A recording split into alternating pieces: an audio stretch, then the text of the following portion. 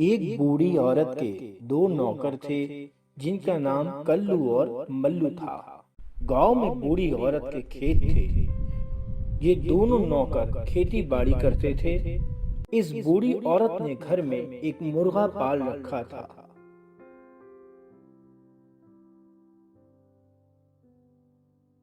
कुकड़ू कुकड़ू जागो मल्लू और कल्लू। मुर्गे की बांग सुनकर बुढ़िया जल्दी जाग जाती थी और वो दोनों नौकरों को भी जल्दी जगा देती थी और काम पे भेज देती थी। अरे कल्लू मल्लू, काम चोरो, जाग जाओ। कल्लू और मल्लू को सुबह जल्दी जागना और काम पे जाना पसंद नहीं था। अरे यार, इस बुढ़िया ने तो नाक में दम कर रखा है, सुबह जल्दी जगा देती है। तो बिल्कुल ठीक कह रहा है यार। क्या करें, कोई तरकीब सोच इसके लिए। अरे मुझे सोचने तो दे यार। हाँ, अगर हम मुर्गे को गायब कर दें तो ना रहेगा बांस और ना बजेगी बांसुरी। तूने पहली बार बड़ी अकल की बात की है। आज रात को जब बुढ़िया सोएगी तो हम मुर्गा गायब कर देते हैं। हाँ हाँ, ऐसे ही करते हैं।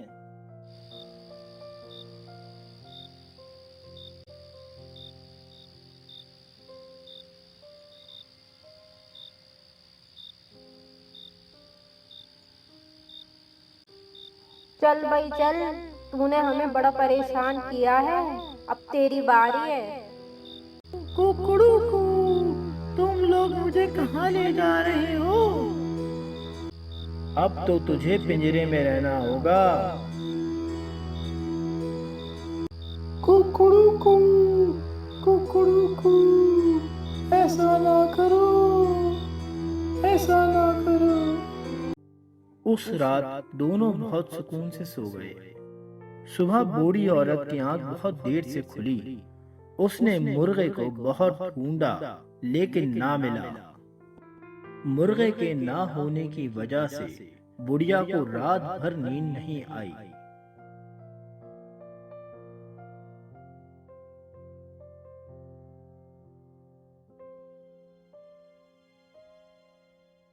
अरे मेरा मुर्गा कहाँ चले गया? अरे मेरा मुर्गा कहाँ चले गया? कहाँ हो चन्नू? वो पूरी रात जागते रही और सुबह होने से पहले ही उसने दोनों नौकरों को जगा दिया। अरे कल्लू मल्लू, काम चोरो, जाग जाओ।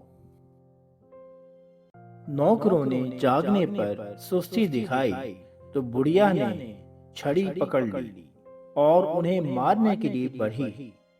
कल्लू ने जब बुढ़िया को इस तरह देखा तो मारे डर के उसके मुंह से निकला, अगर हम मुर्गा गायब ना करते तो हमें इतनी जल्दी जागना ना पड़ता।